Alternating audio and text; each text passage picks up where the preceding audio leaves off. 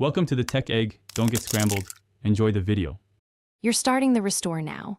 Plug the iPhone into the laptop with a reliable cable and unlock the device so it trusts this computer. On Mac OS, use Finder.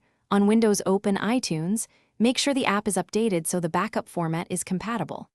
If you see a Trust this computer prompt, tap Trust and enter your passcode. Also confirm you have the correct encrypted backup password if the backup was encrypted. This preserves passwords and health data. Once the device is recognized, select it in Finder or iTunes and view the Backup section to pick the right file. You want the backup with the date and size that matches the data set you need.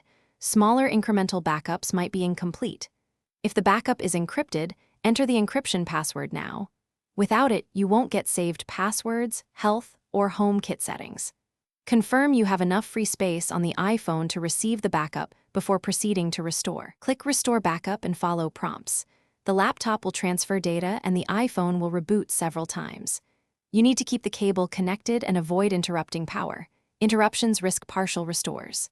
After the final reboot, complete the iPhone setup, sign back into your Apple ID, and wait for apps and media to re-download over Wi-Fi.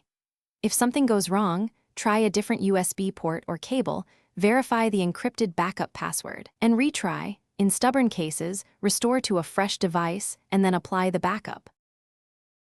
Thanks for watching. Consider subscribing if I helped unscramble your problems.